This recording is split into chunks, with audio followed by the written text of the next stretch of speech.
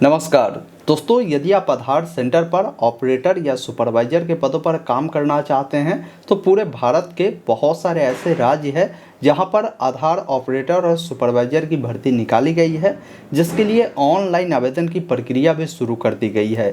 इस वीडियो में मैं पहले जानकारी दूंगा कि इसका अगर कोई फॉर्म भरता है तो क्या उनकी योग्यता पात्रता होगी, फॉर्म भरने के प्रक्रिया अगर आपको समझना तो कैसे करना है, वो सारी चीज़ें इस वीडियो में बताई गई है। वीडियो को ध्यानपूर्वक देखिए और पसंद आए तो इसे लाइक ज़रूर कीजिए और चैनल पर नए हैं तो सब्सक्राइब कर लीजिए। इस प्रकार की लगातार अपडेट आपको आगे भी मिलता रहेगा।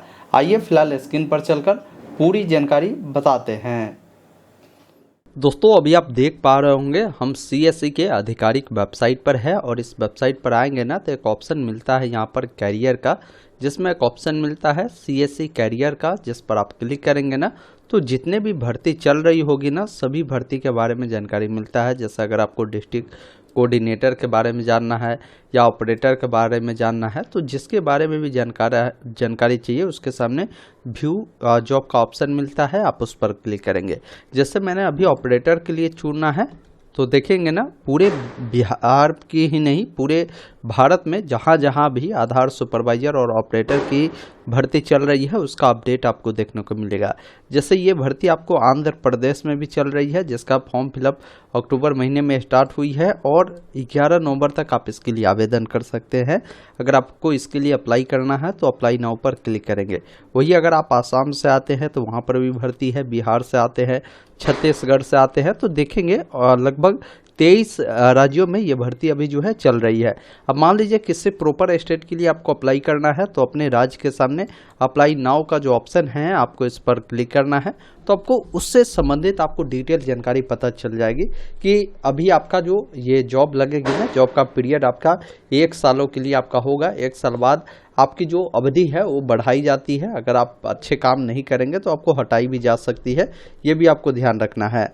बाकी काम जो आपको करना होगा डिस्ट्रिक्ट में ही काम करना होता है। जैसे यहाँ पर भर्ती जो है दरभंगा में है, नवादा में है, रोहतास में है, सारण में है और बेगूसराय में है। यहाँ पर एक एक भर्ती हर जिला में बताई गई है, जिसके लिए आपकी मिनिमम क्वालिफिकेशन और एक्सपीरियंस के बारे में जानकारी आपको दिया गया है कि अगर कोई इस पोस्ट के लिए अप्लाई करता है ना तो उनका एज कम से कम 18 वर्ष होगा और कम से कम वो इंटरमीडिएट पास होना चाहिए, या कोई ऐसे कैंडिडेट है जो मैट्रिक पास किया है और 2 साल वाला ITI किया है वो लोग भी फॉर्म को भर सकता है, या अगर आपने मैट्रिक किया है 3 साल वाला पॉलिटेक्निक डिप्लोमा किया है तो भी फॉर्म को आप अप्लाई कर सकते हैं, ये ध्यान रखिएगा।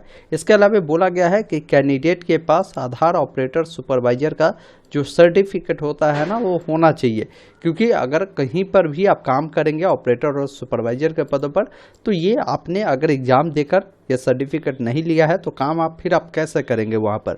ऐसा तो हर व्यक्ति जो है 12वीं 10वीं ITI कर कर बैठे हुए हैं तो किसी को भी यहाँ पर जॉब लग सकता है, तो क्यों ये भर्ती निकाला जा रहा है। तो यही चीज़ है कि आपको कुछ टेक्निकल भी चीज़ें सीखनी ज़रूरी होती है।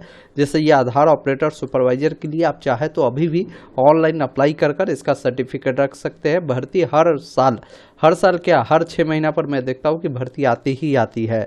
इसके लिए आप YouTube पे लिखेंगे आधार ऑपरेटर सर्टिफिकेट कैसे बनाएं, STM लगाएंगे, ये वीडियो मिलेगा जिसमें मैंने इसे अप्लाई करने का प्रोसेस आपको दिखाया है, जिसमें आप सारी चीज़ें देख सकते हैं और घर बैठे इस सर्टिफिकेट के लिए अप्लाई कर कर इसका एग्जाम देकर सर्टिफिकेट ले सकते हैं। वही किसी को अगर आधार सुपरवाइजर एग्जाम के लिए अप्लाई करना है तो यहाँ पर आपको लिंक भी दिया गया है, आप इस पर क्लिक कर कर आप आधार सुपरवाइजर ऑपरेटर का जो सर्टिफिकेट के लिए जो फॉर्म है यहाँ से आप भर सकते हैं। तो एक बार आप यहाँ से क्या करें ना सारी चीज़ें को समझ लें। अब अगर आप एलिजिबल है अप्लाई करना चाहते हैं तो अप्लाई नाउ का ऑप्शन है, आपको इस पर क्लिक करना है, जिसमें सबसे पहला चीज़ है कि जो भी ऑपरेटर या सुपरवाइजर बनना चाहते हैं व्यक्ति उनका जो भी नाम है अपना नाम लिखेगा, अपना मोबाइल नंबर देंगे, अपना ईमेल ID देंगे, आपके पास पैन कार्ड है तो पैन नंबर आपको देना है, जो भी आपका डेट ऑफ बर्थ है, कैलेंडर मिलता है, सबसे पहले जो भी साल हो, आपका जो भी महीना हो, जो भी डेट हो उसको चयन करेंगे। अब यहाँ पर पूछता है कि आप किस राज्य के लिए अप्लाई कर रहे हैं, वो राज्य को चुनेंगे, उस राज्य के तहत किस जिले के लिए आप अप्लाई कर रहे हैं वो आपको बताना है, और आपकी हाईएस्ट क्वालिफिकेशन क्या है, आप ग्रेजुएट है या जो है PG किए हुए हैं, क्योंकि देखिए ये भर्ती बताया गया है कि 12वीं या 10वीं के बाद ITI पॉलिटेक्निक या उनको भी मौका है, लेकिन क्वालिफिकेशन में मैं देख पा रहा हूँ कि ग्रेजुएशन ही मांगा जा रहा है। तो ग्रेजुएशन ही आपको चुनना होगा। बाकी आपके पास एक्सपीरियंस कितने सालों का है वो भी आपसे पूछा जा रहा है, वो चीज़ें आपको बताएंगे। आप जो निवास करते हैं वो किस राज्य में करते हैं वो बताएंगे। आप जो बिलोंग करते हैं किस जिला से करते हैं वो बताएंगे। और आपको एक अपना रिज्यूम जो है यहाँ पर अपलोड कर देना है बनाकर।